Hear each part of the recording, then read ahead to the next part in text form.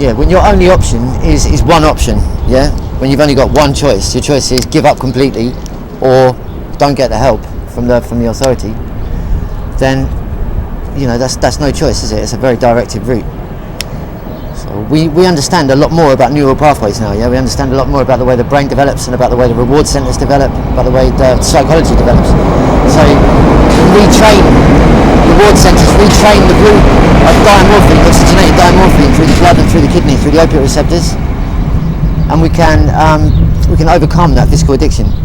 So you can train your brain to stop itself going into withdrawal, to stop itself sending the body into shock when you start to you know, run out of that whatever drug it is.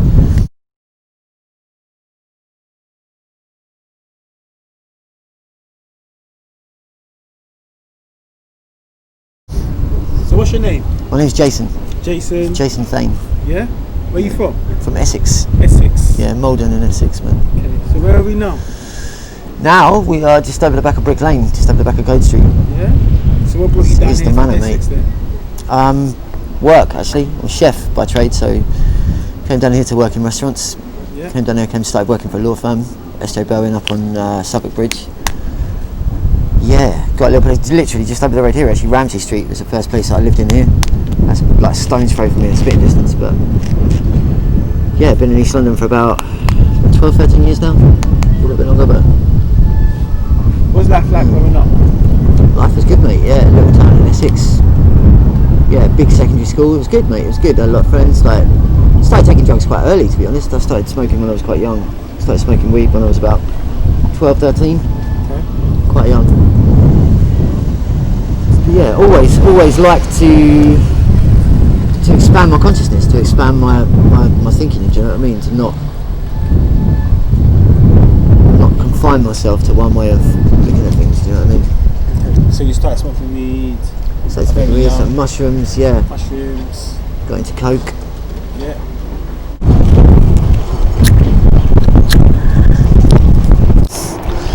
Do you know what I mean? They have some strongly held beliefs on drugs. But at the end of the day, it's only things that they've been told. Do you know what I mean? It's things that passed down through generations, and a lot of the stuff isn't really relevant anymore. Do you know what I mean? Like I say, we can retrain reward centers, we can overcome physical addiction, and there are different ways to look at the problem, because it is a problem. We've made it a problem. The way we deal with it is a problem, because we shun people that take it, because we don't accept them as equals. You know, we say if you're taking heroin and crack, then you must be out of control. You know, and we look down on those people. We push the whole supply and the whole supply chain underground, make it illegal. That's what we've done. Yeah, we've outlawed it all, and so we put all that power, all that control into the hands of gangsters. Yeah, and that's a very, very real control. When you're taking heroin and crack, it's a physically addictive thing. Yeah, so you can't take a day off. Do you know what I mean? It's something that you need to have. So you need that supply to be consistent. If you put that into the hands of people that are exploitative, you open up a whole can of worms that you don't need to be opening. Do you know what I mean? If we had that in the hands of the government and that was being supplied legally, it was being produced in laboratories rather than in jungle labs. Yeah. It was being supplied to addicts without extorting them, without charging them huge amounts of money for tiny bits, because we buy such small amounts for such a lot of money. We have to run around all day to get that money. It's a constant rat in a wheel, yeah? We spend a lot of time and energy getting tiny amounts of something that we never have enough of and that we're always greedy for. It's a recipe for greed, yeah? When you have to spend a lot of time and energy getting something and you never quite get enough of it, then you're always hungry for it, you're always greedy for it. So the question is, if the government was supplying it, do you think that would make it any easier for yourself? Or I think there's a whole different way to look at it. We've only ever understood addiction from a very, very primitive understanding. We understand reward centers now, and we understand neural pathway retraining, so we can retrain reward centers to stop ourselves getting physically sick when we withdraw. If we can get that bit sorted, which is happening as we speak, if we can get that bit sorted, then it's about getting over the obsession. Because it creates an obsession. When you're supplied tiny amounts like that and you have to run around for it all day long, it becomes the focus of your life. Do you know what I mean? It's the same with a lot of the addicts, a lot of the homeless addicts. That is their life. That's what they do all day long. They run around to get the money for the drugs. The drugs alleviate the pressure for a little bit, but as soon as they've finished them, It's never enough. Do you know what I mean? It's a tiny amount, so they're back into it again. It's like a rat in a wheel, constantly chasing something that you can never quite get enough of. So how do you stop that physical fitness? That obsession you can stop with abundance. That greed you can stop with abundance. Yeah, if you have enough of something, you're not greedy for it anymore. Yeah, if you don't have to chase it all day long, you're not greedy for it. Your mind starts working in different ways with it. You can have it as an element of your life that is not a complete control over you. So you're saying the way to stop this from actually happening, from getting work and from getting sick, is to give him too much of it? If you have more than you need of it, then your mind starts working differently around it. If you're made to crave it and you're made greedy for it by never quite having enough and having it supplied in tiny amounts for lots of money, that's a very, very exploitative way to work. Yeah. So you end up with drug dealers making huge amounts of money out of people who don't really have an option of whether to take a day off or not. Do you know what I mean? If the option is physical sickness and mental trauma or drugs, then it's very clear what most people on the street would go for, yeah? So what led you to this conclusion then?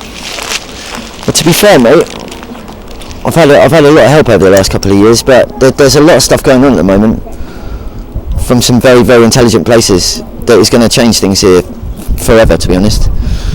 So like I said, if we can get over that physical addiction, yeah, if we can get over that physical sickness, so we're waking up in the morning and we're not physically sick, yeah, that's a big fucking part of it. It's about 90% psychological, 10% physical, yeah?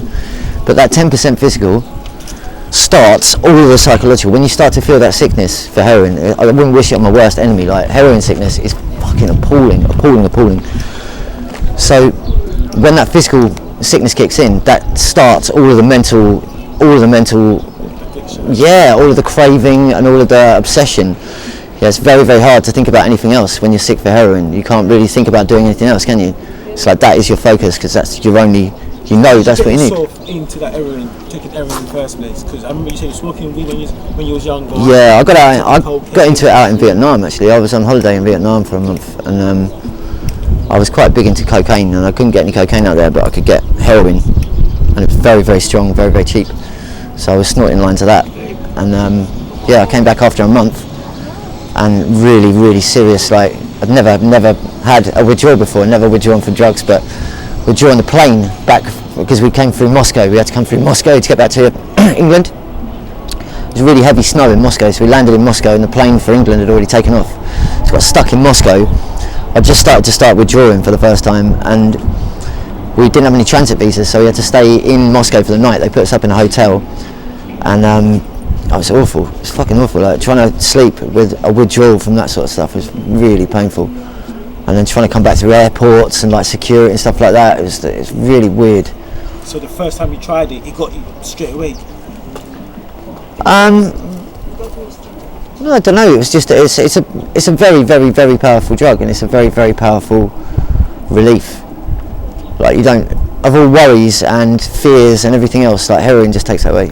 You don't worry about that. But there's other ways to achieve that. Once we understand that and how that drug affects the brain and what that effect is on the brain, we can start to look at doing that without physically addictive things. Do you know what I mean?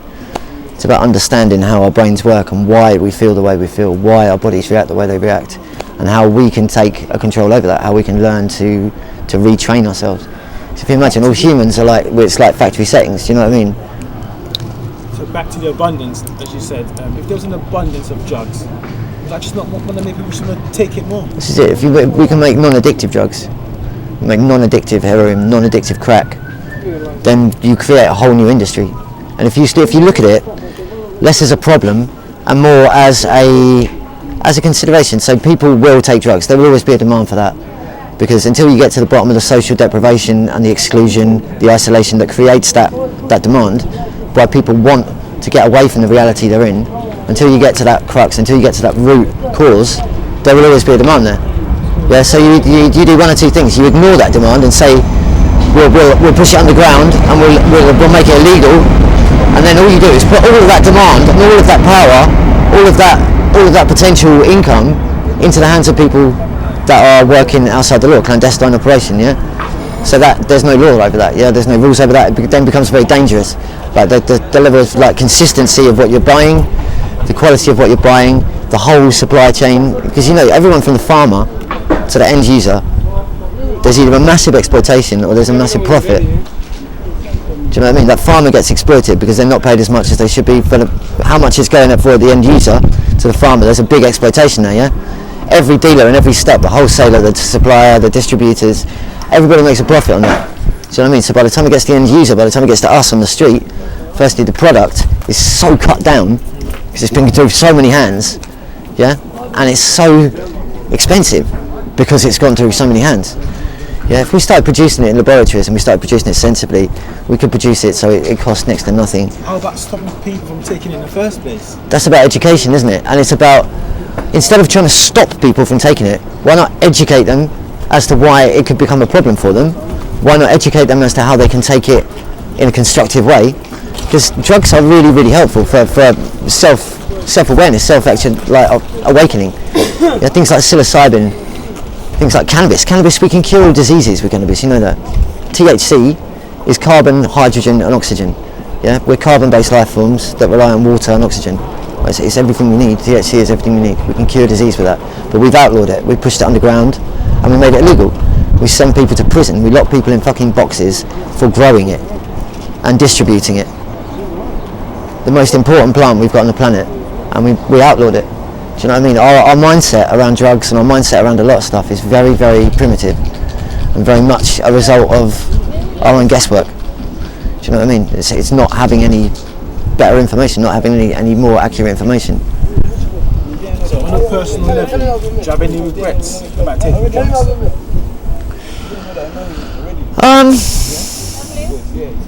No, not really, no. No. They're a big control in your life if the way that we've always done it, they're very physically addictive. If we can get over that physical addiction and we can retrain our minds, mind over matter, yeah, to let that become less of a control, less of an obsession in our life and more of a personally controlled consideration. So, you know, when you've got a lump of each in your pocket, your mind works differently around it. You don't have to run around and chase it. That abundance, if we took all the drug addicts out to a desert island, out to a beautiful paradise island, gave them a couple of kilos of each, yeah? Non-addictive heroin, non-addictive crack, it would take a couple of months, I reckon, to get over that obsession. Because people are obsessed. They've spent years and years of their lives running around for tiny bits every day. So to get that understanding in their head that it's not going to run out, that they don't have to chase it, do you know what I mean? That it's not that sort of consideration anymore, yeah? They're not going to be exploited with it. They're going to have enough of it and it's not going to run out. But that takes a while for your mind to, it's hardwired, do you know what I mean? It's hard, right, it's almost hard-rooted into your mind. So to get that obsession alleviated, once you stop thinking about it like that, you can start thinking about other things in your life, do you know what I mean? You're not waking up in the morning and the first thing you think about is how are you going to get some heroin, because you know it's there. It's there, and it's not a problem, because nobody's going to lock you up for it. You know, it's like, it's a personal choice, isn't it? It's a personal choice whether you take drugs or not. And to have other people trying to dictate your life around your personal choices, can't really, I don't know, I can't really see a lot of sense in that.